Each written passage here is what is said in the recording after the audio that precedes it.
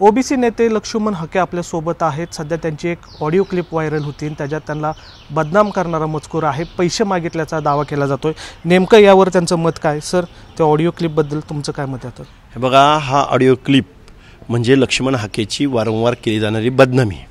लक्ष्मण हाकेनं त्या व्यक्तीला फोन केला नाही, त्या व्यक्तीनं लक्ष्मण हाकेला फोन केला की बाबा तुम्ही एवढं आंदोलन उभं करताय, एवढी चळवळ उभी करताय, आम्हाला तुम्हाला मदत करायची आहे, गुगल पे फोनपे नंबर द्या। मी म्हटलं बाबा तू भेटल्यावर बोल, तुम्हाला भेटल्यावर दे, मी काय असं माझं अकाउंट नाही किंवा मी असं काही घेत नाही। तरी तो माणूस म्हणतो की तुमचा गुगल पे फोनपे असेल तर द्या, मला मदत करायची आहे। आणि परत तोच माणूस मला शिव्या देतो। हे बघा, लक्ष्मण हाकेला वारंवार बदनाम करण्याचा हा प्रयत्न आहे। याच्या पलीकडे या क्लिपला मी महत्त्व देत नाही। आणि जर कुणाला महत्त्वपूर्ण वाटत असेल त्यांनी माझ्यावर केस दाखल करावी, कारण दोन्ही नंबर आहे त्यांच्याकडं, त्याच्यातून काय ट्रान्झॅक्शन झालं असेल, काय पैसे मिळाले असतील, तसं काय दिसलं तर ईडी लावा, CBI लावा, मला तुरुंगात टाका, पण ओबीसीची चळवळ थांबणार नाही, हे मी जबाबदारीनं सांगेन।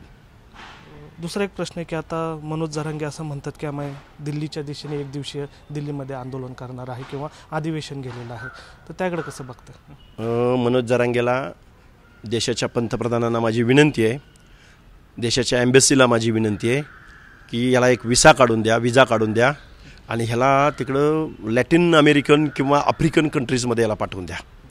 कारण मराठा समाजाला एवढा न्याय देणारा, दिव्य, तेजस्वी, विचारवंत, सोशल रिफॉर्मर याची गरज आफ्रिकन कंट्रीजमधल्या तिथल्या सामाजिक न्यायाच्या प्रत्यक्षमध्ये असलेल्या आदिम जमातींना, ट्रायबल्स लोकांना आहे। त्यामुळं या महामानवाला, या काय तज्ज्ञ विचारवंताला, या हिऱ्याला तुम्ही आफ्रिकन कंट्रीजमध्ये पाठवा। आत्ता जे मराठा आंदोलन झालं त्या आंदोलनामध्ये राजकीय हस्तक्षेप असता तर दंगली झाल्या असता, असं जरांगेंनी G24 तासला बोलताना सांगितलं। अहो, जरांगेचा हेतूच तो आहे, महाराष्ट्रामधलं सामाजिक स्वास्थ्य, ओबीसी विरुद्ध मराठा, असं कधीतरी महाराष्ट्रात असं भांडण झालं होतं का? ते लावण्याचं पाप कुणी केलं? जरांगेंनीच केलं। आणि त्याला सपोर्ट कुणी केला? शरद पवार, सुप्रिया सुळे, रोहित पवार, राजेश टोपे ह्या मंडळींनीच केलं ना। आणि त्याच्यावरती कडी म्हणून महाराष्ट्र शासनानं बेकायदा GR काढला, ओबीसीचं आरक्षण संपवलं। त्यामुळे अराजक कुणी निर्माण केलंय नक्की? माझं महाराष्ट्राच्या पण त्यांचं असं म्हणणं आहे की जर राजकीय हस्तक्षेप असता किंवा राजकीय पाठबळ असतं तर दंगली झाल्या असतं। राजकीय पाठबळ असतं तर दंगली झाल्या असतं म्हणजे वारे, तुम्हीच आमदार खासदार, तुम्हीच महाराष्ट्राच्या महत्त्वाच्या पदावर, मग आम्हाला मारून टाकताय ओबीसींना, SC ST बांधवांना तुम्ही मारून टाकताय, टाका मारून। मग हे काय बोलतो आणि काय वागतो, हे खरोखर अनाकलनीय माणूस आहे। त्यामुळे या माणसाची गरज आता महाराष्ट्रातली संपलेली आहे। या माणसाला तुम्ही महाराष्ट्राच्या बाहेर, देशाच्या बाहेर पाठवून द्या। आता दुसराही त्यांनी अल्टिमेट दिला आहे, दसऱ्याचा अल्टिमेट दिलेला आहे।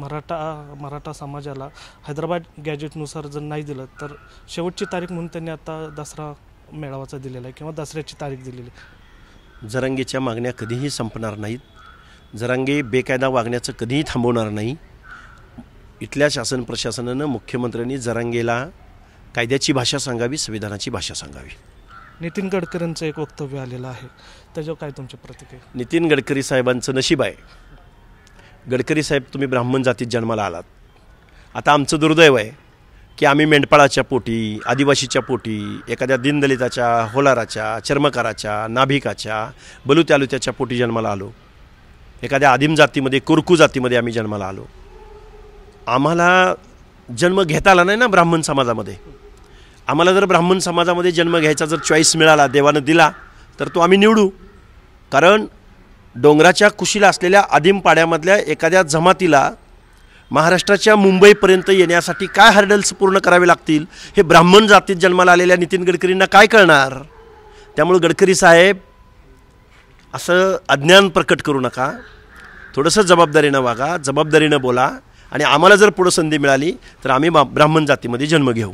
आता जरांगेंनी मराठा समाजाला दिल्लीच्या दिशेने यायचं आव्हान केलेलं आहे किंवा तशा सूचना पण आहेत, एक दिवशी आंदोलन करणार आहेत, तर दिल्ली जाम करायचं त्यांचं मानस। मी काय बोललो? जरांगेंनी दिल्ली जाम करण्यापेक्षा कॅनडा आणि अमेरिकेमधलं एखादा वॉशिंग्टन वगैरे शहर निवडावं किंवा इंग्लंडमधलं ग्रेट ब्रिटन शहर निवडावं आणि ते जाम करावं। एवढा कर्तृत्ववान महामेरू, त्याला तिकडं पाठवावं जरांगेंना। हात जोडून विनंती आहे, महाराष्ट्रातली बलुती आलुती सुखा समाधानानं जगतील, आंदोलन उभं करतील, नाहीतर बिचारा परत बलुती आलुत्यामध्ये आमच्या मिरच्या नेहल्या, आमच्या खळ्यावर आली, आमच्या जीवावर जगली, आमचं गावात कापून नेलं. ह्या दिव्य माणसाची, या तेजस्वी ताऱ्याची गरज बाहेरच्या देशांना नाही. त्याला तिकडं पाठवून द्या बाबा. किती महान माणूस आहे. बंजारा समाज, त्यानंतर आता वंजारी समाज पण आरक्षणासाठी रस्त्यावर उतरतोय. तर त्यांनी बीडमधून मोर्चा काढण्याचा घोषणा सुद्धा केली. लोकशाहीमध्ये प्रत्येकाला इथं मागण्याचा अधिकार आहे. आणि जर या लोकांना जर असं काही मिळत असेल तर आनंद होईल आम्हाला. तर त्यांच्यासाठी तुम्ही प्रयत्न करा. प्रयत्न म्हणजे माझी फर्स्ट प्रायोरिटी ही आहे की त्यांचं ताटातलं आरक्षण वाचवणे ही माझी प्रायोरिटी आहे, जे लीगल आहे, जे संविधानात्मक आहे. उद्या एस टीच्या नादामध्ये जर आपलं ताट कुणी हिसकावून नेलं, आपलं झोपडं उद्ध्वस्त केलं, तर मग ना दार का ना घाट का अशी परिस्थिती होऊन जाईल. नक्कीच हे होते लक्ष्मण हके आणि त्यांनी अनेक मुद्द्यावर रोखठोक या ठिकाणी मत व्यक्त केलेलं आहे. व्हिडिओ जर्नलिस्ट विके कांबळेसह निलेश खरमरे, झी मीडिया, पुणे.